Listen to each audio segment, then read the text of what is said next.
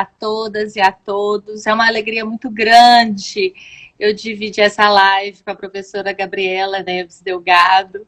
A professora Gabriela, ela é minha amiga pessoal. E esse ano, assim, desde o ano passado, muito especial, porque ela também é minha orientadora do meu pós-doutorado que eu estou fazendo na UNB, onde Gabriela é professora. E a gente tem essa grata função de coordenar a pós-graduação em advocacia trabalhista e previdenciária da ESA, juntas, né, Gabriela? E a gente tá aí trazendo sempre, buscando novidades, trazendo temas recorrentes, atuais. E quando a gente pensou nessa live, a Gabriela falou, não, vamos falar das relações de trabalho plataformizadas, a competência da Justiça do Trabalho para isso. E é um tema particularmente que eu acho assim, muito especial, além de atual, e também um tema que envolve aí uma questão para o advogado trabalhista, seja ele de reclamante, seja ele de reclamado, porque as relações de trabalho plataformizadas, muitos pensam, hoje até estava conversando com a Gabriela mais cedo, muitos pensam que elas se resumem às relações de trabalho dos motoristas de aplicativos, né? Mas que vai muito além disso. As metamorfoses que vêm acontecendo nesse mundo digital, principalmente, eu vou pontuar aí, principalmente a partir do século XXI, né, afetou a sociedade como um todo, incluindo aí o modo de relação interpessoal, das relações sociais e das próprias relações de trabalho. A popularização do smartphone, né, e também o período pandêmico, a pandemia da Covid, foram situações que contribuíram para essa proliferação dessas relações digitais. Então, eu vou passar a palavra para a professora Gabriela para que ela possa fazer aí as considerações iniciais sobre essas relações de trabalho plataformizadas. Depois eu volto para falar um pouquinho da questão processual, propriamente dita, como que vai envolver aí um processo com principalmente a questão do ônus da prova, a necessidade de perícia técnica. Então vamos lá, Gabriela. Sim. Bem, gente, boa noite. Obrigada, Marcela, muito obrigada. Queria cumprimentar também a Flávia, o Guilherme, a Rosane, agradecendo e nos desculpando aí pela dificuldade técnica nesse início de live, mas agora a gente vai compensar. Então, cumprimento também todos aqui presentes. Eu já vi algumas pessoas conhecidas, eu vi que o Matheus Milanês, um abraço, Matheus, entrou agora, o Maurício, um abraço para vocês. Quando a gente fala em relações de trabalho plataformizadas, e esse é um tema que vem sendo explorado no curso de especialização para advocacia trabalhista e previdenciária, agora a ideia é trazer para vocês um pouco do que significa essa relação de trabalho com os desafios no que concerne a competência. Então, a gente tem que lembrar que a Justiça do Trabalho brasileira, ela foi inaugurada em 1941, numa época em que os aplicativos de mensagem instantâneas, como o WhatsApp, as redes sociais, como o Facebook, o Instagram, a internet móvel, as videochamadas, o teletrabalho, a inteligência artificial, a robótica, todo esse cenário, que é um cenário típico das relações plataformizadas e da nova tecnologia, todo esse cenário parecia uma ideia distante, presente apenas nos livros de ficção científica. Então, nessa época, em 1941, exatamente nessa época de inauguração da Justiça do Trabalho, nós temos que lembrar que as relações de trabalho, elas eram reguladas especificamente pela lógica taylorista-fordista, que era caracterizada por uma produção homogênea, em larga escala, É só nós lembrarmos aqui da esteira rolante do Charlie Chaplin, com aquela produção segmentada, robotizada. Havia uma delimitação rigorosa dos postos de trabalho, controle rigoroso de tempos e movimentos. E o mais interessante, as unidades fabris eram unidades fabris concentradas com dinâmicas verticalizadas de produção. Esse contexto, lá dos anos 1940, 41, ele trazia uma geografia do espaço de trabalho, do espaço-tempo de trabalho, muito pautado no tamanho. Então, a gente considerava que a fábrica, a indústria, era uma indústria relevante se ela tivesse um grande número de chaminé, por exemplo. Nós considerávamos que a relação que se estabelecia entre empregado e empregador, ela dependia necessariamente do espaço da fábrica para se materializar. Por isso, a vinculação ao conceito da subordinação clássica e depois objetiva, em que o controle era feito diretamente pelo empregador em relação ao seu empregado, no que se considera a dimensão clássica da subordinação jurídica, que era avaliada numa perspectiva estritamente linear. É interessante observar também que, naquela época, as relações de trabalho que eram travadas, reguladas pela CLT, eram relações de trabalho assalariadas, urbanas e industriais. Nós poderíamos aqui, né, Marcela, trazer uma evolução contínua das relações de trabalho através do tempo, mas o mais importante para nós chegarmos na questão da competência das relações de trabalho plataformizadas, é chegar ao momento da Constituição de 1988, que promoveu um giro hermenêutico no sistema de proteção ao trabalho brasileiro, porque se tornou, a Constituição de 88, ela se tornou, naquela época, a Carta de Direitos mais significativa da história jurídico-política do país. Sim, e Gabriela, e até por você tocar na Constituição de 88, quando a gente fala nesse aspecto da competência da Justiça do Trabalho, a gente nem se refere com as alterações trazidas pela Emenda 45. Pelo contrário, a gente já parte de uma relação jurídica empregatícia que tem esse arcabouço constitucional protetivo. Né? E aí, Marcela, quando você traz a Emenda Constitucional 45, dentro desse giro hermenêutico, acho que é muito importante a sua observação, dentro desse giro hermenêutico produzido pela Constituição de 88, e se nós passarmos pelas emendas constitucionais que foram aperfeiçoando o texto constitucional, para nós hoje, pensando nas relações de trabalho plataformizadas, é muito importante relembrar a Emenda Constitucional 45. Porque nós sabemos que ela promoveu a reforma do Poder Judiciário, mas o mais importante para nós é o fato de ela ter ampliado a competência da Justiça do Trabalho para apreciar conflitos decorrentes de relações de trabalho não empregatícias. Bem, tá caindo aqui, gente. Meu Deus, que luta. No entanto, mesmo após quase 20 anos da promulgação da Constitucional 45, e o que nós observamos, sob um ponto de vista teórico e prático, é que a Emenda Constitucional 45 continua sendo espaço de disputa de poder. Porque a expansão da competência da Justiça do Trabalho dada pela Emenda Constitucional 45, ela continua sendo disputada entre os tribunais. Um exemplo para nós importante, datado de 2019, foi uma decisão paradigmática dada pelo Superior Tribunal de Justiça, no bojo do conflito de competência 164.554 de Minas Gerais, em que o STJ fixou a tese de que a competência era da Justiça Estadual para julgar ações de obrigação de fazer, combinadas com julgamento de ações de reparação de danos materiais e morais, quando ajuizadas por motoristas de aplicativo.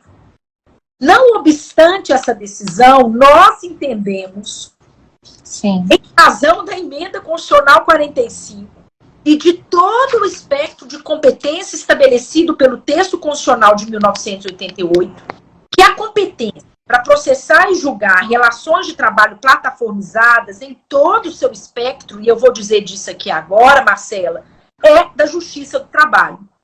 Quais são os pontos mais relevantes, pensando especialmente naqueles que estão na advocacia trabalhista? Então, eu vou fazer uma análise aqui, para quem está nos acompanhando, uma análise teórica dessas principais variáveis, e logo a Marcela entra trazendo algumas perspectivas práticas. Quais são os pontos pertinentes para se pensar na competência da Justiça do Trabalho para as relações de trabalho plataformizadas? Primeiro, a Justiça do Trabalho é claramente competente para processar e julgar demandas de reconhecimento de emprego de trabalhadores plataformizados. E aqui, quando a gente fala de vínculo de emprego, o elemento central não é mais a subordinação linear, tal qual experimentada naquele momento da década de 1941, com a plataforma de relações de trabalho gerida pelo modelo taylorista-fordista. Hoje, nós precisamos avaliar a presença da subordinação algorítmica.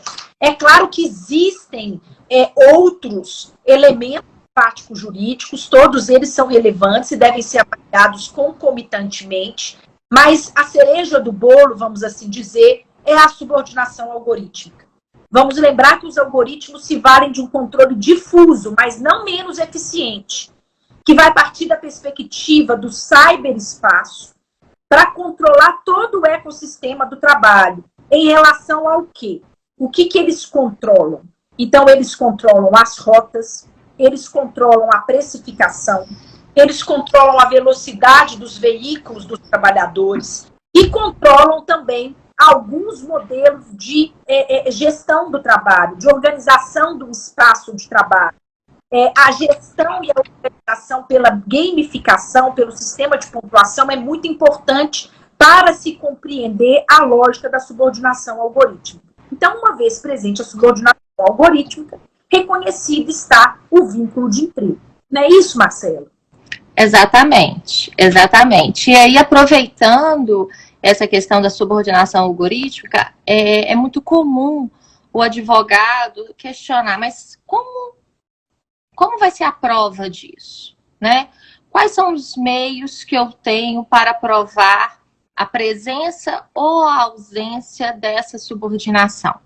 Primeiro, a gente tem que lembrar, e aí voltando lá em questões mesmo de distribuição de ônus da prova, que se o reclamado ele admite a prestação de trabalho, mas nega o vínculo empregatício, alegando ele era autônomo, ou enfim, ele está atraindo para si o ônus da prova. Então, cabe a ele, reclamado, provar que não havia pelo menos um dos elementos caracterizadores da relação de emprego. Isso é um fato. Só ficaria a cargo do reclamante caso o reclamado negasse a própria prestação de trabalho. Não, essa pessoa nunca trabalhou para mim em circunstância nenhuma. E como que eu faço essa prova da presença ou da ausência de subordinação? Através de uma perícia técnica. E é uma perícia que a gente tem denominado uma perícia algorítmica, onde é necessário, para isso, um profissional habilitado, onde ele vai averiguar exatamente o que a Gabriela falou. Controle de rota, controle de produção, chamadas, acessos, tudo isso através dessa perícia. Até porque, Gabriela, antes mesmo da gente pensar, eu vou fazer um link um pouco distante, mas para chegar nesse raciocínio, antes da gente pensar na própria regulamentação do teletrabalho pela reforma trabalhista, a gente já tinha o artigo 6º da CLT que já falava que esse controle através dos meios telemáticos se equiparam aos controles presenciais para fins de caracterização da subordinação. Sim. Né? Então, eu acho que principalmente nesse viés processual, o advogado ele tem que se preocupar nesse momento dessa produção da prova. Eu acho que é muito mais uma prova técnica propriamente dita do que uma prova documental ou testemunhal. A prova técnica aí seria o ponto central da solução dessa lide. Ótimo, Marcela. E aí, seguindo, para a gente continuar pensando como é que se faz essa interface, o segundo ponto importante é relembrar que a Justiça do Trabalho, ela também é competente para processar e julgar demandas decorrentes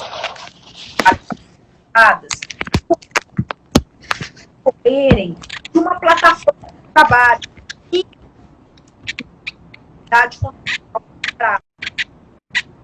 importante para se debruçar que as empresas que utilizam plataformas de trabalho, elas atuam por meio de venda ou de fornecimento aos usuários de trabalho alheio remunerado. Essa é uma referência que já foi apresentada por algumas pesquisadoras e pesquisadores de ponta no Brasil, como a Sayonara Grillo, a Luciana Conforte, o Murilo Sampaio, o Rodrigo Carelli, entre tantos outros. Então, é importante entender, eu acho que para o grupo contra, que plataformas de trabalho, mesmo que você ultrapasse a discussão sobre o reconhecimento do vínculo, plataformas de trabalho estão estruturadas numa relação genérica de trabalho, porque o que há é o uso, o fornecimento de trabalho alheio remunerado. Então, retomando lá a referência à emenda constitucional 45, de dezembro de 2004, todas as vezes que o tema central do conflito, da demanda, for relação de trabalho, a competência é da Justiça do Trabalho. Então, isso significa, não obstante a decisão do STJ naquela decisão de 2019, que a Justiça do Trabalho, em todas as suas instâncias, traz para si a competência todas as vezes que houver qualquer discussão, mesmo que seja uma discussão não referente ao reconhecimento de vínculo, como, por exemplo, demanda para reativação do cadastro do trabalhador junto à plataforma, demanda para o direito à informação sobre os dados na plataforma, demanda sobre falta de pagamento pelo trabalho prestado. Então, todas essas demandas, elas devem ser processadas e julgadas na Justiça do Trabalho. Na Justiça do Trabalho. E aí nós entramos, Marcela, num tema que nos é muito caro. Nós duas trabalhamos nas nossas teses de doutorado, que é a lógica prevalecente do direito fundamental ao trabalho digno. Então, vejam, se for firmada a competência da Justiça do Trabalho, nós devemos, enquanto intérpretes e aplicadores do direito, defender a tese prevalecente do direito fundamental ao trabalho digno para as relações de trabalho e as relações de emprego. O que significa isso? Significa que o patamar de direitos fundamentais trabalhistas, arrolado no artigo 7º do texto constitucional, esses direitos devem ser assegurados a todo e qualquer trabalhador, independentemente do reconhecimento do vínculo de emprego. Porque Exatamente. Não é verdade, Marcela? Exatamente. Até porque o legislador constituinte, ele não fez nenhuma ressalva quanto a isso. Lá ele fala claramente direitos de trabalhadores. Se ele quisesse ter feito alguma ressalva, ou ele falaria direitos de empregados, né? E assim ele não fez. Então, nesse contexto amplo, esses direitos são de todos os trabalhadores. Os constitucionalistas que se debruçam sobre o texto constitucional de 1988 e ressignificam as interpretações do texto de 88 para o tempo presente, como, por exemplo, o professor Menelik de Carvalho, da UNB, ele vai afirmar nos seus estudos que a proteção constitucional é aberta. Não pode mais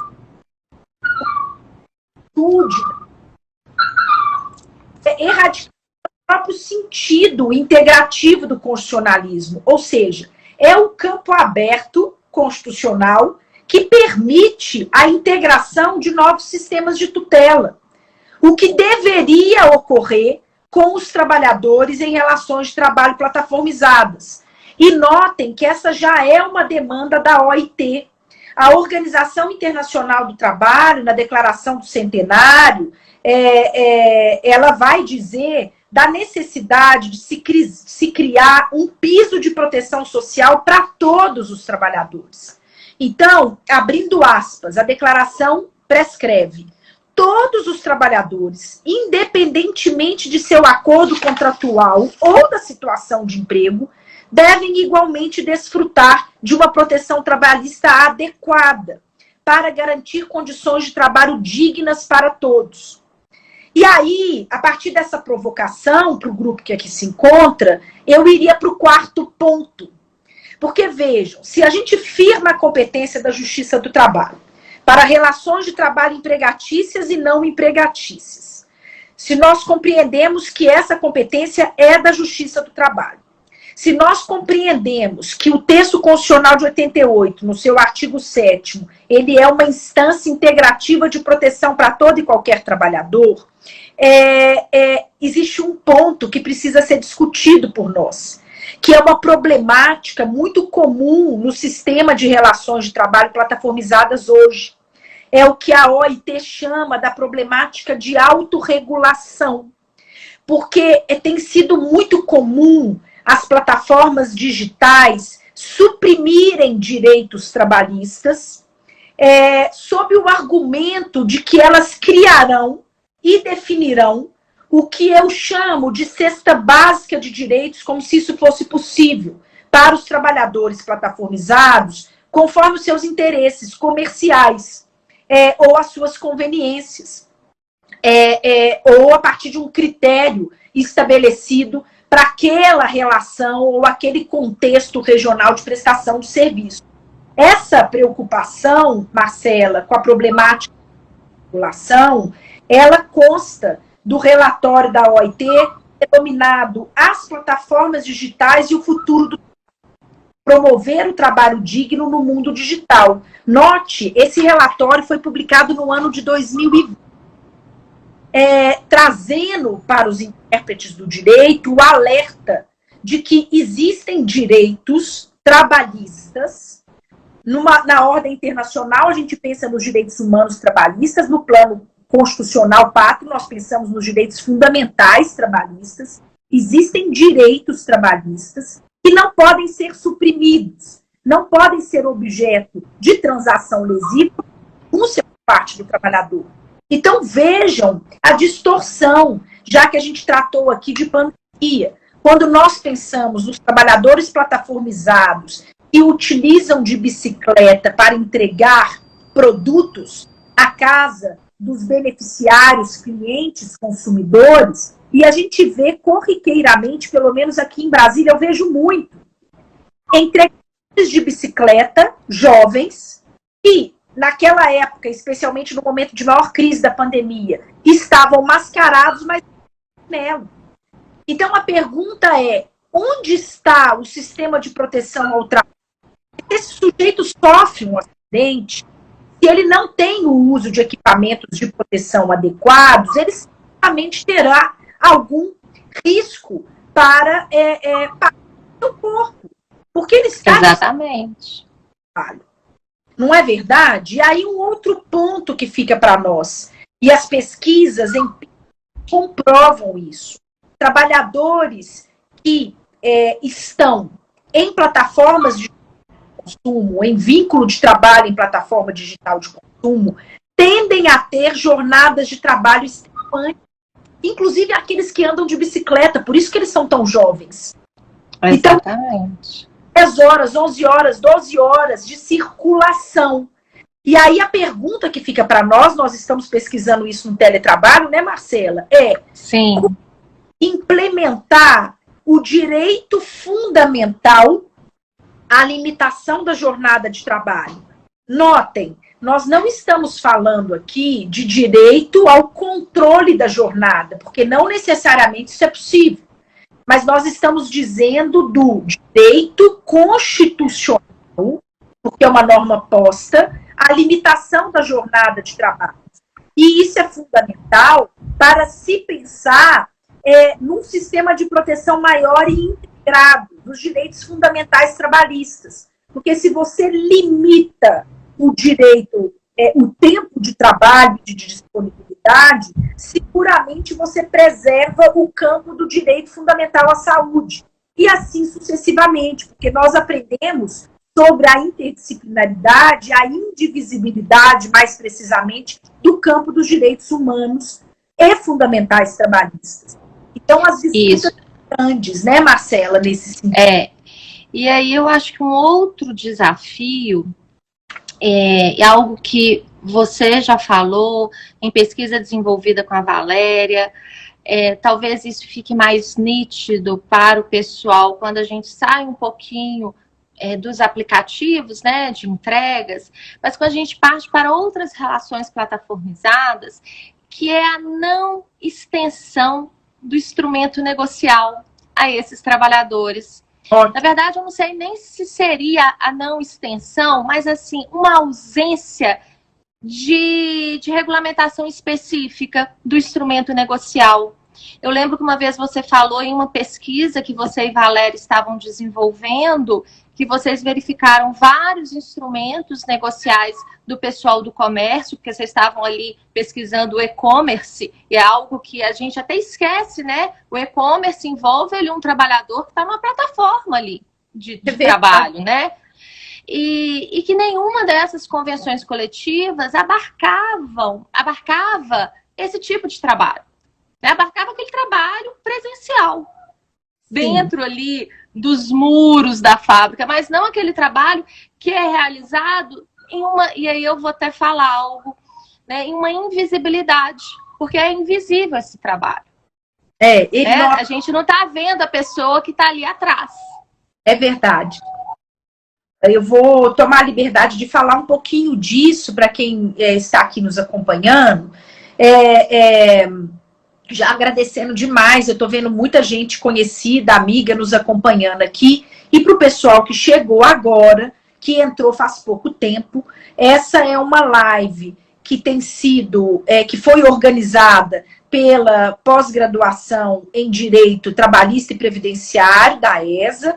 A gente, Marcela e eu, somos coordenadoras pedagógicas dessa especialização, lato sensu, em Direito Trabalhista e Previdenciário para a advocacia. E estamos aqui hoje tratando um pouco sobre as relações de trabalho plataformizadas como uma das atividades dessa especialização. Então, ficam todos convidados a se integrarem conosco nesse caminho de estudo e de aperfeiçoamento. Então, quando a Marcela nos provoca sobre as plataformas digitais de consumo, o que a gente tem que entender, Marcelo, o que eu acho que é o mais importante é compreender que, quando nós falamos de relações plataformizadas, as relações plataformizadas, elas são um eixo. É como se fosse, de fato, uma coluna vertebral, em que todas as modalidades de trabalho plataformizadas têm algumas características comuns. No entanto, para além dessas características comuns, nós fazemos grandes braços, porque existem trabalhos específicos com um modus operandi específico.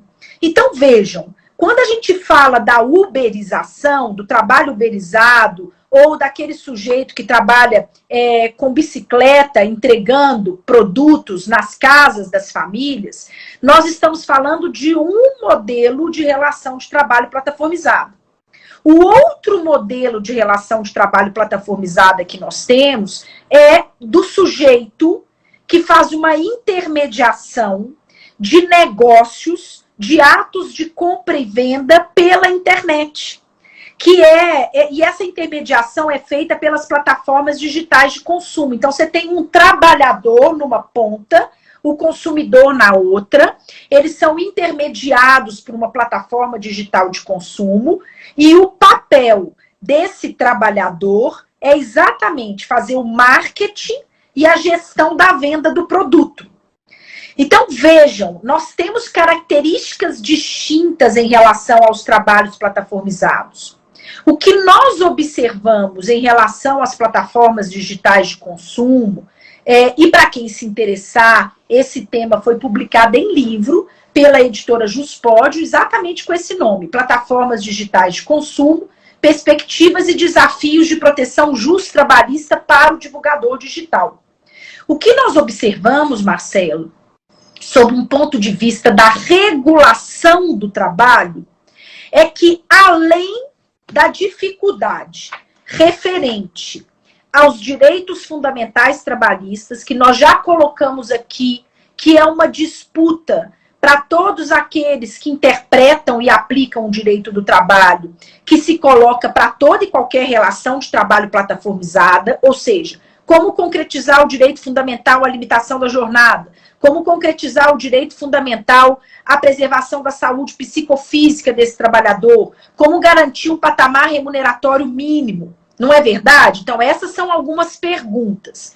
Mas a outra provocação que eu coloco para aqueles que nos acompanham aqui diz respeito ao direito fundamental da pessoa trabalhadora, que está, então, do trabalhador plataformizado, à tutela sindical.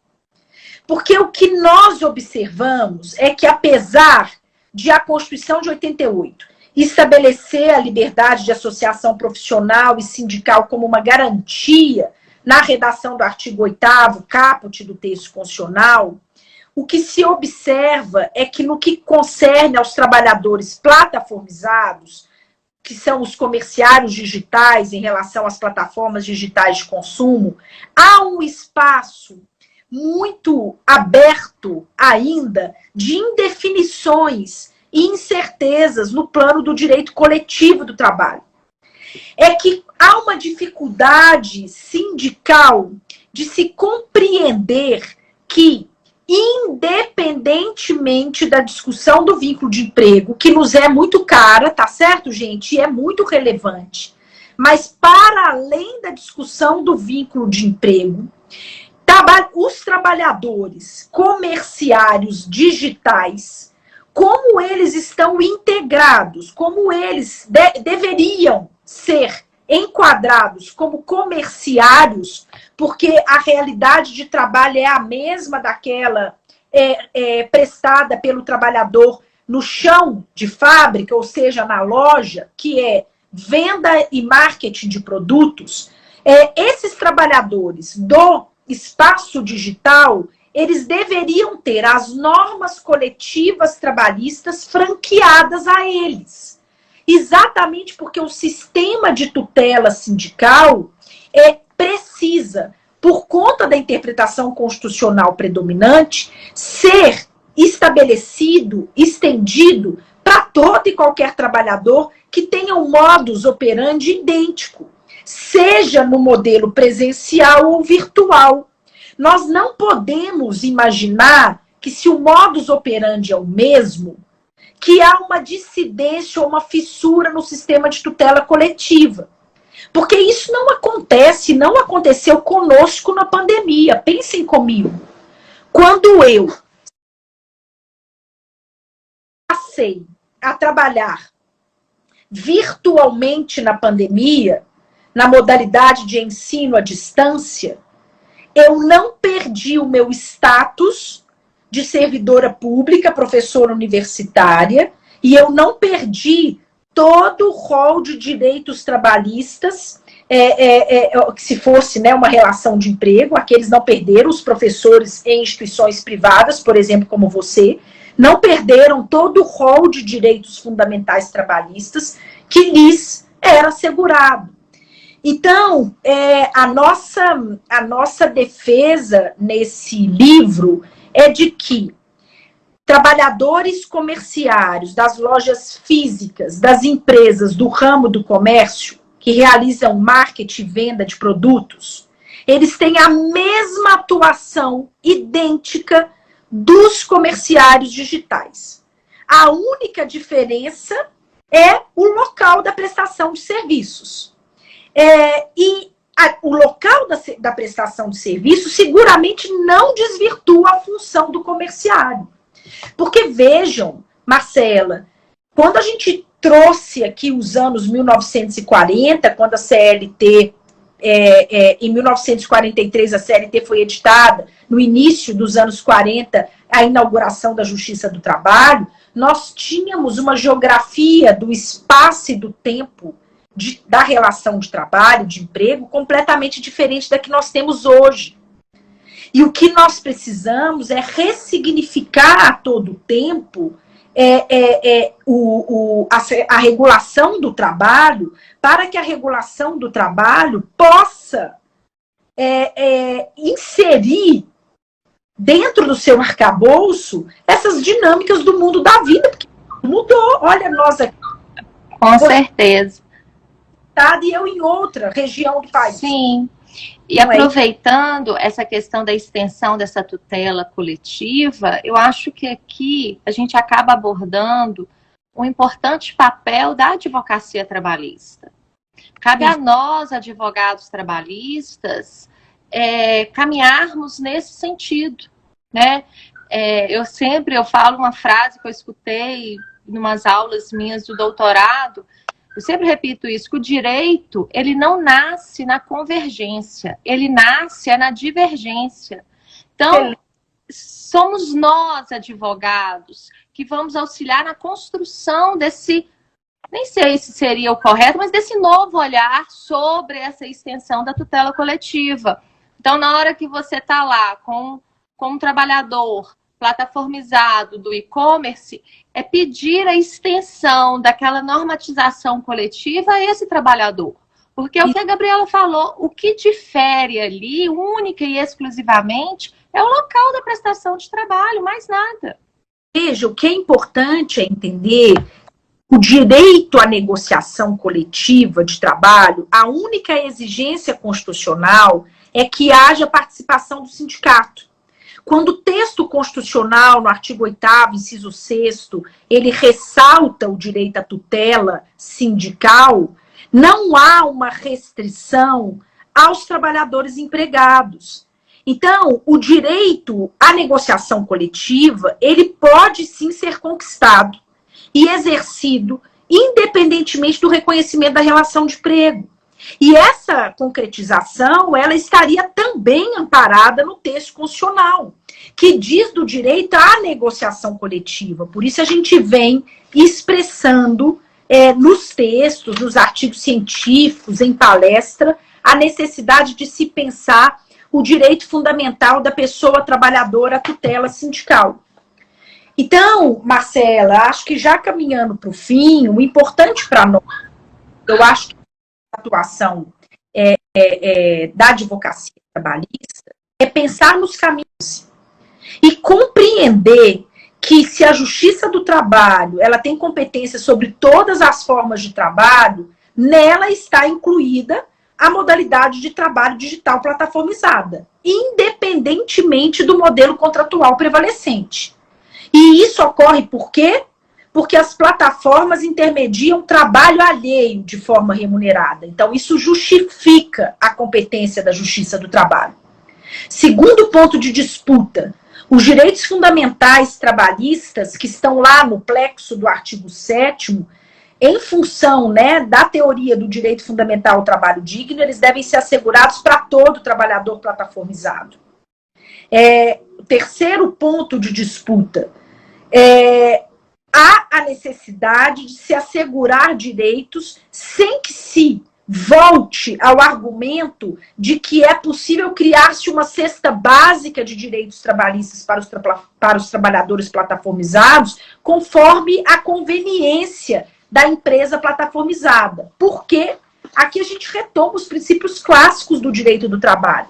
Porque direitos fundamentais são indisponíveis, porque direitos fundamentais trabalhistas são imperativos, porque a autonomia da vontade ela é limitada no campo do direito do trabalho. Então, esses são alguns pontos que precisam ser retomados. Em síntese, Marcela, vedar práticas trabalhistas que sejam violadoras dos direitos fundamentais e fortalecer o dever constitucional de proteção. Para fortalecer o dever constitucional de proteção, nós precisamos compreender como as plataformas digitais estruturam e quais são as perdas que aparecem aí, as comuns, dentro, né, da matriz, e em relação a cada uma das modalidades de relação de trabalho plataformizadas em seus modos operantes específicos. Acho que é isso. Eu acho que é isso mesmo. Não, foi muito bom. Uma experiência importante para o pessoal que aqui se encontra da prática trabalhista em relação às plataformas digitais. Eu acho que talvez o grande ponto seria aquele que eu falei, questão do ônus da prova, da necessidade de uma perícia técnica, quando o objetivo é a comprovação do vínculo empregatício. Mas isso em nada retira, como você mesma disse, a competência da Justiça do Trabalho para processar e julgar litígios que envolvam ali a própria relação de trabalho, não só a relação de emprego. E quanto a essa extensão da tutela coletiva, eu acho que também tem que partir de nós, advogados, para que isso se torne algo que seja levado ao Poder Judiciário, para que o Poder Judiciário reflita sobre isso, né, sobre essa necessidade de extensão, até que as negociações efetivamente abarquem esses trabalhadores. Eu acho, sabe, Marcela, importante, isso especialmente para os colegas da advocacia, um avanço na argumentação constitucional, no sentido de que os pleitos sejam expandidos para além dos pedidos de reconhecimento de vínculo de emprego. Então, o que eu quero dizer com isso? Façam pedidos sucessórios ou sucessivos. Então, façam pedidos sucessivos, isso. O pedido do reconhecimento do vínculo de emprego e, se não for possível, pleiteie a afirmação e efetivação de direitos fundamentais trabalhistas. Patamar remuneratório mínimo, direito ao controle, à limitação da jornada de trabalho, direito à proteção à saúde psicofísica desse trabalhador, o direito fundamental que é para todos, a tutela sindical. Então, essas demandas, elas precisam ser experimentadas pela advocacia trabalhista de uma forma expansiva. Seria essa a minha maior provocação nesse fecho da fala de hoje. E notem que a OIT já vem nesse sentido. A OIT vem reverberando a necessidade de que a tutela, que os caminhos de proteção sociotrabalhista sejam amplos e generalizados. Então, a gente precisa fazer coro aqui no Brasil. Exatamente, exatamente. Olha, eu acho que o avançar do horário aí vai nos fazer obrigatoriamente chegarmos ao fim. A gente teve, para quem entrou depois, nós tivemos, infelizmente, problemas técnicos. O problema técnico fui eu aqui. Eu não estava conseguindo aceitar a Gabriela, mas aí nós conseguimos contornar, retomamos às 19h30 e eu acho que foi bacana, Gabriela. Eu agradeço imensamente esse diálogo com você. Sim, foi muito sempre tão satisfatório. Sim, agradecer também àqueles que estão aqui, porque eu vi. Sim, sim. Muitos amigos, muitos colegas. Professores, advogados, juízes, colegas, pessoas que pensam, né, e articulam o campo do direito do trabalho. Um abraço para todos vocês. Um abraço. Queria agradecer e dizer, em meu nome e da Marcela, que a pós-graduação lato sensu na advocacia, né, trabalhista e previdenciária, segue a pleno vapor. Então, aqueles que tiverem interesse podem procurar os canais oficiais, porque as turmas, né, Marcela, elas vão tendo entrada. Elas são entradas praticamente trimestrais. Nós temos 4 entradas ao longo do ano. A pós-graduação, ela não só é no sistema do EAD, mas também um sistema híbrido, onde vai acontecer aulas presenciais. Então, o aluno ele vai poder optar por aquele modelo que melhor se adeque à sua necessidade. E o mais baixo é que as pessoas saibam que todas essas temáticas elas estão abarcadas, direta e indiretamente, nas discussões que são oportunizadas pelos docentes e por todos nós. Então, a gente está muito atento às mudanças do tempo presente para que essa formação seja uma formação eficiente, plena e completa. Né, Marcela? Isso mesmo, Gabriela. Então, eu agradeço a todos mais uma vez, desejo uma boa noite para a Gabriela, para todos vocês. Obrigada, gente. Beijo para vocês, obrigada.